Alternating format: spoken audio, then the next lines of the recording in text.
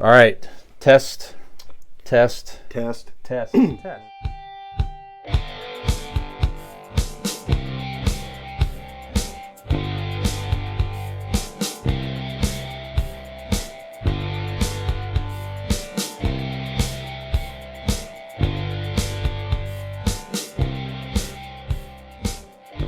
Heard of VidCon, VidCon. That is lanes like I'm trying to think of what my big like me going to like Germany would be a great example. That's like a bucket list thing. VidCon is a very high priority for Lane. That is like his, or like maybe we would enjoy going to Comic-Con and the people we might meet there and see there. Mm-hmm. This generation, VidCon is their jam. It is Lollapalooza, it's Coachella and Comic-Con and everything all wrapped up into one. Gotcha. So it was just in Anaheim, California. I guess there's a few that they do. Okay. So it's a conference for any East Coast, like probably a New York one, right? I don't know when the next one is. Could be here in my notes, or look that up here. But it's basically a place that it's a convention that draws in video online creators. That's what it is. So people create online content. So it brings some well-known creators, other influencers. It's growing more. It looks like now there's like celebrities attend this stuff here. It looks like now. So it's just really a kind of a growing thing, and what a lot of folks are saying is it just with online content being so prevalent. I mean, the average person certainly could sit down, as we know, on multiple apps now. You got Reels on Instagram, you got TikTok, obviously, of course, Reels on Facebook, same type of thing. You got Twitter, of course, and other platforms where YouTube is probably one of the bigger ones. YouTube Shorts, you're right, People exactly. Channels.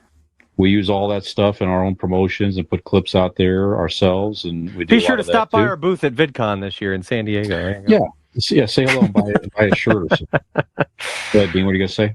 The next VidCon will be September 28th through October 1st, 2023, in Baltimore, Maryland. There you have it. There you go. Very good. Excellent. Just a drive away for us, boys. That might be interesting to see. So. Yeah, so it's just a growing. I don't think it's interesting that this is grown into this. I don't think it's going to go away anytime soon. So, just general thoughts. What do you think of online creators? Being more and more of a force out there online. Obviously, if you become very popular, you could make some money. Depending on how many viewers that you have, you can certainly make some money with ads and doing different things. And you see some well-known people online and commercials and different things like that out there and getting involved in different stuff. And you can start for free. You can start for virtually no money at all, other than just your phone. Literally. Truly self-made. I mean, it really is. It's on. You don't need a production company. You don't need a contract or a deal with anybody. It's on you. If you're creative enough and you're willing to put in the effort or put your own spin on it, I mean, anybody can do this shit. Yeah, you're right. Obviously, it's how we're doing just this podcast. I mean, it's just something that we just learned how to do. We trial and error. We figured it out, and we shoot up videos and we put it out there. And if you're listening, we appreciate the hell out of you listening or watching. Thank you very much. So, yeah, so just and it's creative people coming together and networking and learning and all kinds of stuff like that. So.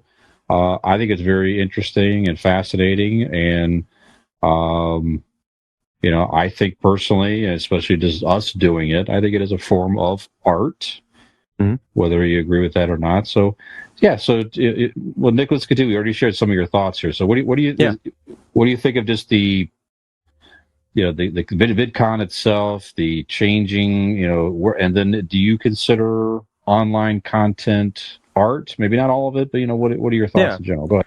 I do. And I will say this is something I am becoming one of you two. I am becoming one of the olds.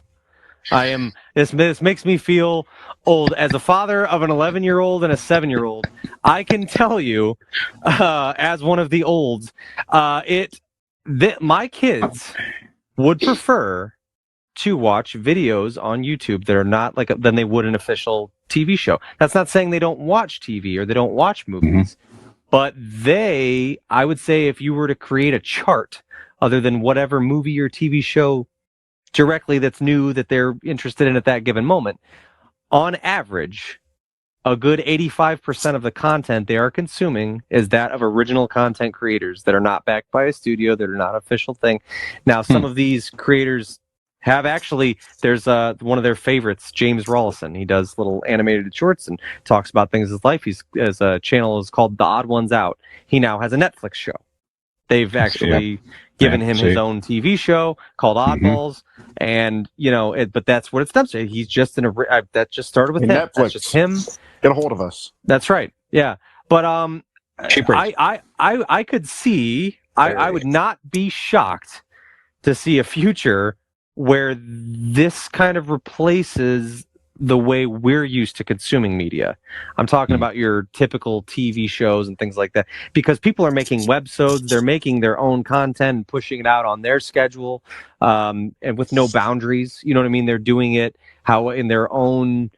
They're not being told by to not say this or not say that, or do make it more this, make it more that. These is actually coming from the original creators, and I think it's really interesting because it's just a whole new way of doing things. Like I just said, like I alluded to before, it's all you. You don't need any backing from anyone with money to do this stuff. Now you can. There are paths forward for you to make a lot of money by doing it, but to start it, just to do it, anybody can do it. You do it for the love of the game. I mean, all our kids have YouTube channels. I mean, you know what I mean? You can do it. They're not making money off it, but they can get people to watch and they can get subscribers, and it just depends on your originality and how much you're putting stuff out there and how you choose to run it. But I think it's really, like you said, Brian, it's not all for me. There's some of the stuff they watch, I'm like, this is fucking dumb. This is stupid. I don't understand. I don't get why you like this or whatever, but it's not for me. I'm not their target audience. This is not for me. Kids are watching that type of stuff, and as that generation moves forward and we move forward with technology and other things, I would not be shocked to see in my lifetime where TV as we know it is just not really a factor. It's more about these people from VidCon, content creators that are just doing their own thing, because like I said, my kids, I would say on average, prefer to watch YouTube videos and things that are not same official TV shows or movies. It's not that they don't, but that's just, I think, the way it's kind of headed. But I think it is really cool that people can be original with their stuff and really put their own personal spin and touch on things. They don't have a studio telling them what to do or what they can't do. So I think it's really cool. I mean, it's definitely interesting. And these people, I have respect for people that do stuff like that, to where, like, whether you like it or you don't, it's all them. They're doing it. They're putting in the work. They're doing the animation. They're coming up with their own stories, and they're doing everything. So I don't know. I think it is cool, and I think it is an art form. Very good. Dean, what do you think? All right, let me give you guys two examples. Okay, so I'm walking through Walmart the other day, and I am in search of candy bars. Candy bars, because my 11-year-old son needed to have these. He didn't want a Snickers bar. He didn't want a Hershey bar. He wanted the candy bar made by Mr. Beast. Yeah. Yep. That man is... That dude's got more money than a lot of fucking TV studios. Yep. He sure does. Yeah. Mr. Beast? Mr. Beast. He's one of the biggest YouTubers. Yeah. It started with him and his friends just doing silly shit, and he's now has an empire, and he sells Mr. Beast chocolate bars or whatever the fuck they're called, and they're not bad. I mean, yes. He's worth like millions and millions of dollars. It's wild. He gives away like tons of money all the time. It's crazy. And now let me tell you the other story. This Saturday, in, I believe it's the O2 Arena in London. Okay. The WWE will have a pay-per-view called Money in the Bank. And one of the main events will be have a participant in there known as Logan Paul. Mm-hmm. Right. He is now a WWE wrestler. Not to mention the ridiculousness of the Prime energy drink he has out now. You see it everywhere. Yeah. Again, another one that my son influencer. That's where he started. Yep, YouTuber, he has right? to have it, and from Ohio, actually. Him and his brother. Yeah, the Paul brothers are from Ohio. Paul brothers from Ohio, and the other one's fighting on pay-per-views against legends. I think he just lost his first fight just recently, but still, where you can go with this sort of thing. Again, it's kind of like getting on going to broadcasting schools, thinking that you're going to be Howard Stern. The odds of you doing that level is astronomical, but it's there. Yeah, the opportunities are there, and the good thing about, like Nick said, these videos and content, self-creation comparative to a broadcasting school and going on the radio is it's in your hands. Mm-hmm. The content and ideas are in your hands. You're free to do whatever, and it's kind of, there's a lot of luck involved in who sees and when and what and where, but still, it's the opportunities are there to do something. If it's not make a bunch of money, it's maybe to do this. Maybe somebody sees this and you get a job doing X or Y. Mm-hmm. You know what I mean? That maybe not, in a millionaire field, but the opportunities are endless because so many people, especially now, see these across the globe comparative to, 50,000 people hear you in Des Moines on the morning drive. Mm-hmm. Right. Yeah, you're right. I mean, what about you, Brian, the chief old amongst us? How do you feel about all this crazy new stuff the kids are into? Come on, Oldie McBigcock. No, it's interesting. It's Oldie McBigcock. All right, I forgot to tell you about it. Sorry. That's my new wrestling name, semi-pro wrestling Oldie McBigcock. Coming to the ring. Actually, you remember that guy we watched, Nick, that you grab his dick and he slams you for it? Yeah, the dick flip guy. That's his finishing move. Yep. Yeah, look for me in the Canton Palace Theater October 3rd, 4th, and 5th. I think it is something like that. No, but I mean, do I consider it art? Yeah. I mean, why? One reason I do, because we do it. I mean, honestly, for me, it's been an interesting thing for me in, obviously this part is the fun part. The best part, getting together with you guys and doing this and connecting and talking and having fun and laughing and all that type of stuff. But that, obviously, that goes so far to take something that you put together and to put it out there for people.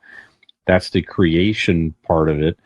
And for me, I found that it's sometimes it feels like work a little bit, but then there are a lot of times though it's like probably because you have no help from us. That's probably why it feels like that. No, but honestly, the way I view it, the one thing that keeps me motivated, which I'm sure a lot of people do, is if you gave it to us, we'd fuck it up. Well, obviously. Yeah. No, I'm kidding. No, but I'm not. It's just the idea. That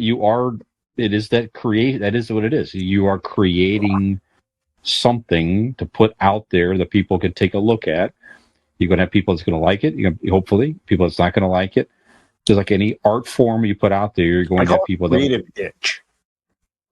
Yeah, it is exactly what it is. There's certain people with that creative mind, like us, and a lot of the people throughout. And this is a way and a form. You have that itch. You just have that need to create something, art, whether it be painting or singing or video or movie. You know what I mean? Something. Yeah. And this is our form to get that itch. I agree with you. And it's like, why do you do it? Why do you keep doing it? Because you never know. But like you say, you never know because you see these real stories of, it's the whole thing. Why not you? And if you don't do it, you'll never have an opportunity. will It's like, not be it's like you, anything. right. Anything you do, it's like if you stop doing it, I don't care what you're doing, your job or whatever. If you stop doing whatever that you like to do and want to try to put out there that you enjoy, and hopefully again bring some enjoyment for others, then they're never going to see it if you quit. So, And who knows? yeah, it's Maybe just this time next year, the triple threat match, WrestleMania, Yeah. the three of us against each other. That's there we right. go. I like it. Who knows? Yeah, you never know. You never know. So I'm gonna get dick flipped. I'm gonna get dick flipped tonight. I'm gonna grab on that thing. You're gonna flip me right on over. Yep, that's right. Sorry, guys, I gotta move the dog out of the way. Okay, thank you. Sorry. Who wants a piece of the junkyard hog? Actually, that's Come your on. name now. The junkyard hog. Junkyard hog. Yeah. That's good. I like that. No, I think all that's great. I mean, I think everybody coming together, and the creative people coming together, and not hurting anybody. They're sharing ideas, and all that's great. Is there garbage out there? Absolutely. Is there garbage there's garbage everywhere. There's garbage, television, movie, whatever. But there's certainly a lot of creative content out there that Garbage people do in enjoy. one of these squares. It's probably, I don't want to point fingers, but it's probably the one that condones Kevin Spacey stuff. I'm just No, saying. but you know what, sir? I do not condone Kevin Spacey. Could be noted Kevin Spacey defender with the deep V cut. And One last thought that we'll close this out. So, do you think it's interesting to where it's so? You had obviously we grew up in free television initially. Well, at least Dean and I, anyway. Nick had cable, I'm sure, all the time, but free television, and you had to fight to get an opportunity to put something out there that people could watch. They could watch at home for free. Obviously, as content expanded, now you have to start paying money to view other content. Now it's even almost worse because now you get even more and more of these original shows.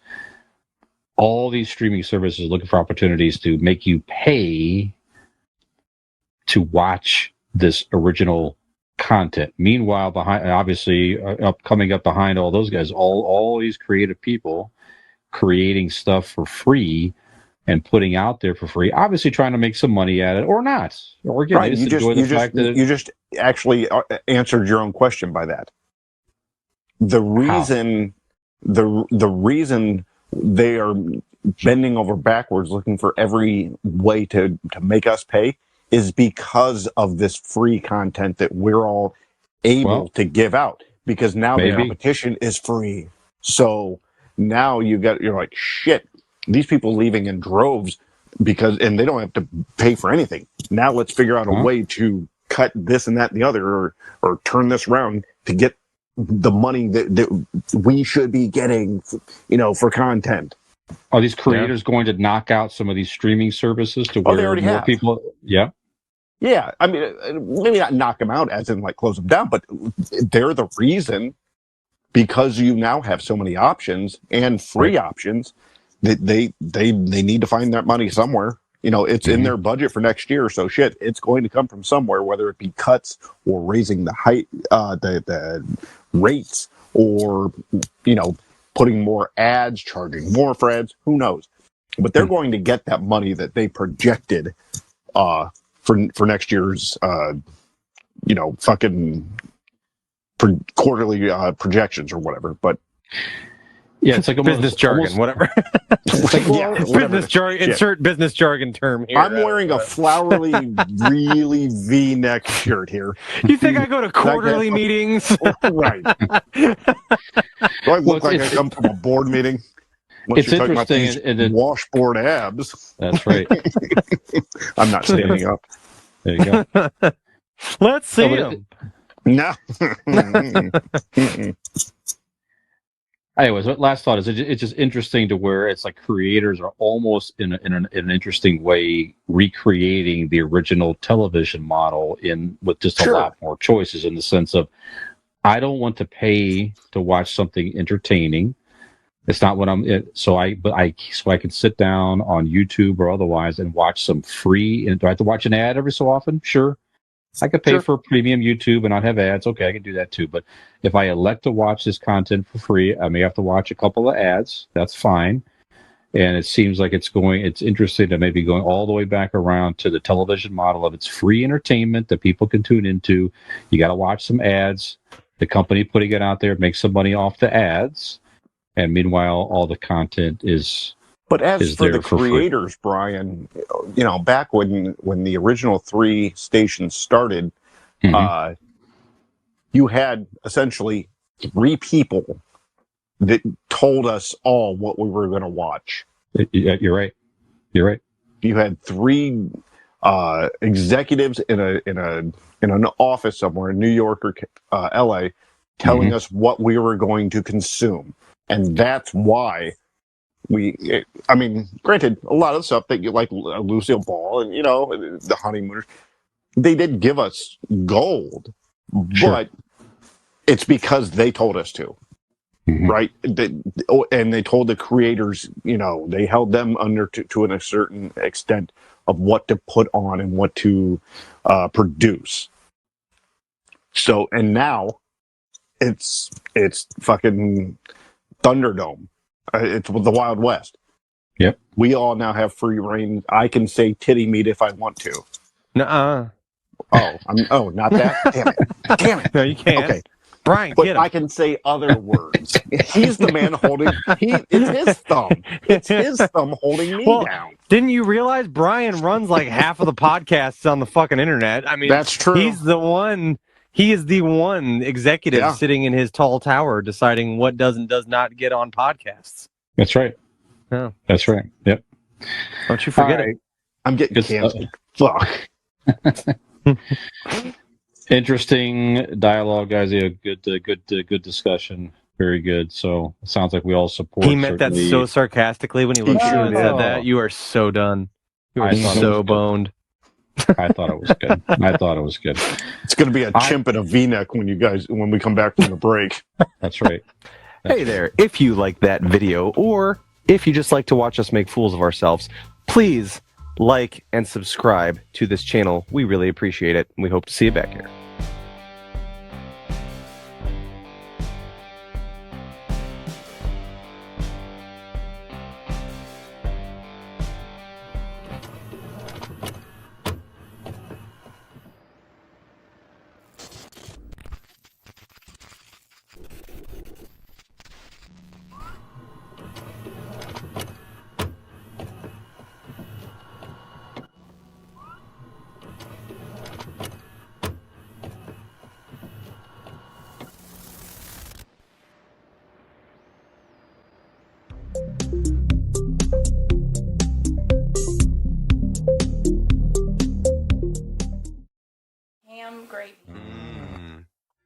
Excellent. This week on episode 146 of the Convincing Idiots podcast, Release the Hounds on the Superman Legacy casting.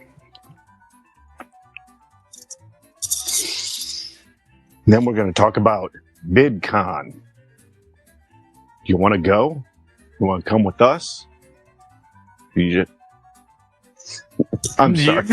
I almost fucked that. I just told her. You almost said come, didn't you? I did. You almost made a come thing. I knew it.